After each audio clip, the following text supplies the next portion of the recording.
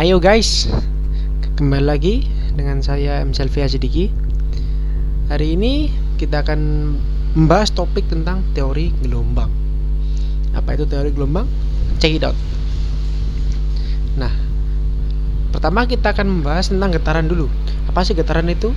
Getaran adalah sebuah gerak bolak-balik di sekitar kesetimbangan.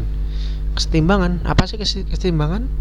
Nah, kesetimbangan ini dimaksudnya adalah keadaan di mana benda tersebut berada pada posisi diam jika tidak ada gaya yang bekerja pada benda tersebut. Jadi, di mana posisi benda itu diam, nah itu kesetimbangannya atau posisi awal. Nah, gerakan sendiri adalah suatu gerak bolak-balik dari posisi awal tersebut. Lalu gelombang, apa sih gelombang? Gelombang adalah getaran yang merambat di mana mereka dapat berjalan dan dapat memindahkan energi dari suatu tempat ke tempat lain tanpa melibatkan partikel atau medium berpindah secara permanen. Jadi getaran itu atau gelombang itu mampu memindahkan energi tapi tidak perlu memindahkan perantaranya atau mediumnya. Ya, paham ya? Selanjutnya kita lanjut ke slide selanjutnya. Medium gitu. Di sini kita akan membahas tentang medium, ada 4. Pertama, jika gelombang yang berbeda di semua titik tertentu di medium bisa dijumlahkan, itu linear. Yang kedua, jika terbatas, selain itu disebut tak terbatas. Itu disebut terbatas ya. Yang ketiga, jika ciri fisiknya tidak ada yang berubah pada titik yang berbeda, disebut seragam. Yang keempat, jika ciri fisiknya sama pada arah yang berbeda, disebut isotropik. Ini adalah jenis gelombang berdasarkan medium merambatnya. Ada 2, ada gelombang mekanik dan gelombang elektromagnetik. Gelombang mekanik yaitu gelombang yang membutuhkan media dalam merambat. Contohnya adalah gelombang tali dan bunyi. Tali adalah media yang dibutuhkan untuk merambat, yaitu mekanik. Yang kedua, gelombang elektromagnetik. Gelombang elektromagnetik adalah gelombang yang dapat merambat di ruang hampa dan di medium. Contohnya adalah cahaya, gelombang radio, dan sinar X atau X-ray. Maksudnya ruang hampa bagaimana? Contohnya adalah cahaya. Cahaya dari sinar matahari itu merambat dari luar angkasa yang notabene adalah ruang hampa ke bumi hingga sampai ke kita. Kita merasakan cahaya matahari, kita merasakan panasnya. Itu tentu elektromagnetik. Jenis gelombang berdasarkan arah rambatnya. Ada 2, longitudinal dan transversal. Ini soal materi SMA, mungkin kalian sudah paham, jadi saya akan bahas sedikit lagi. Gelombang yang arah rambat dan getarannya sejajar adalah longitudinal. Jadi gelombang arah rambat dan getarannya itu sejajar, sama, lurus. Contohnya itu seperti pegas itu. Yang ada contohnya pegas, ada rapatan, ada regangan, dia gelombang, tapi dia arah gelombangnya lurus sama dengan arah rambatnya. Itu longitudinal. Yang transversal, gelombang yang arah rambat dan tegak lurus dengan pada arah getarnya. Jadi arah gelombangnya adalah T, arah gelombangnya adalah Y, sedangkan arah rambatnya adalah T. Bisa dilihat di yang bawah itu, yang kanan.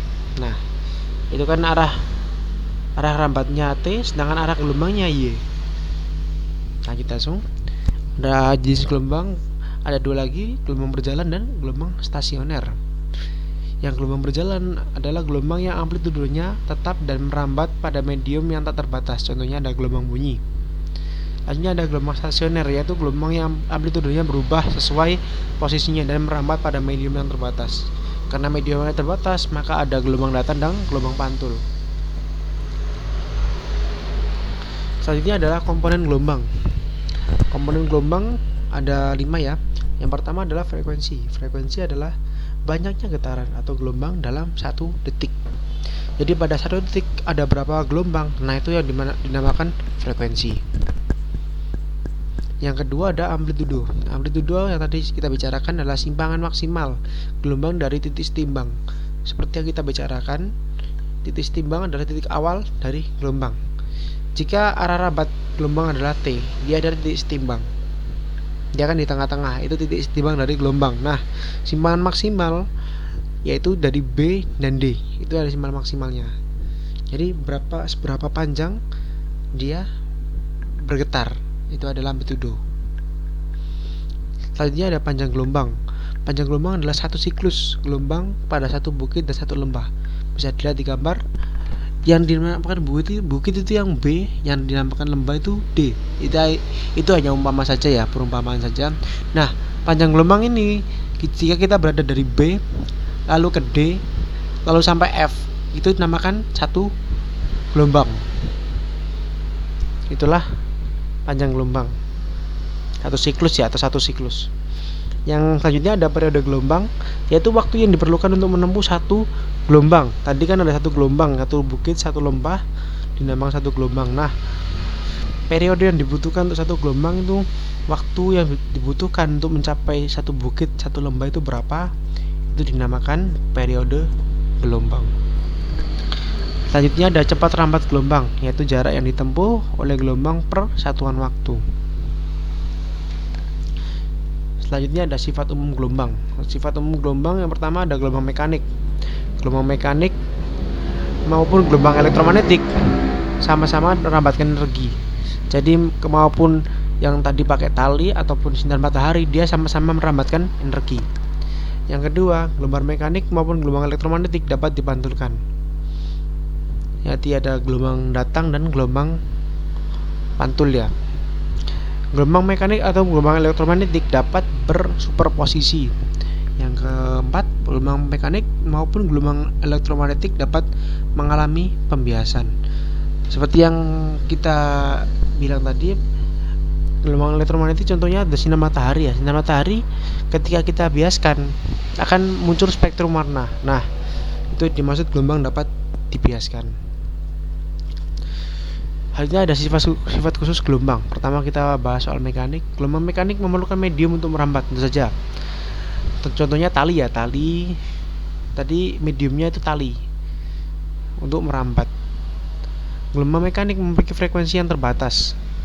Yang ketiga, gelombang mekanik dapat didengar sensitif terhadap pendengaran pada frekuensi tertentu. Nah, bicara soal pendengaran, manusia hanya bisa mendengar sekitar 20 hingga 20.000 Hz. Di bawah 20 manusia tidak dapat mendengar.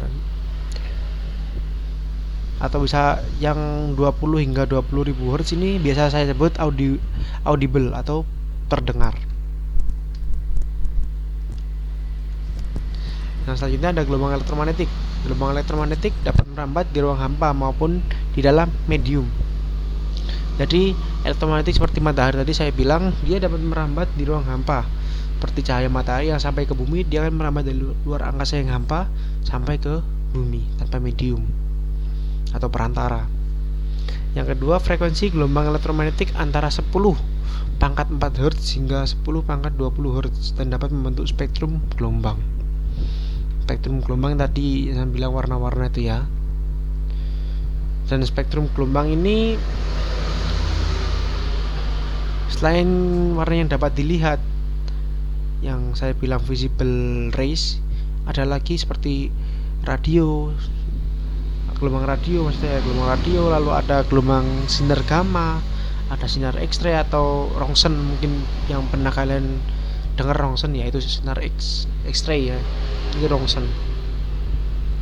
Lalu yang ketiga maksud saya, gelombang elektromagnetik tidak sensitif terhadap pendengaran, tetapi ada yang sensitif terhadap mata. Contohnya adalah cahaya. Nah, jadi gelombang elektromagnetik itu tidak bisa didengar, tapi dia bisa dilihat. Yang bisa dilihat itu apa ya? Yang tadi, yang cahaya matahari itu bisa dilihat. Sedangkan gelombang radio itu tidak bisa kita lihat ya. Lalu ada gelombang inframerah itu juga tidak bisa kita lihat. Mungkin bisa kita rasakan panas saja, tapi tidak bisa kita lihat. Lalu yang selanjutnya sinar gamma juga nggak bisa kita lihat. Terus sinar X-ray juga nggak bisa kita lihat ya. Jadi yang bisa dilihat itu cahaya tampak, yang visible rays tadi. Sifat gelombang radio, semakin panjang gelombang radio, semakin jauh juga gelombang dapat berjalan. Yang kedua, semakin panjang gelombang radio, semakin baik juga gelombang radio itu dalam melakukan penetrasi terhadap penghalang atau menembus penghalang.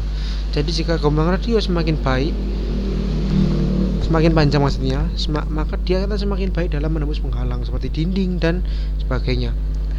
Yang ketiga, semakin pendek gelombang radio, semakin tinggi data yang disupport.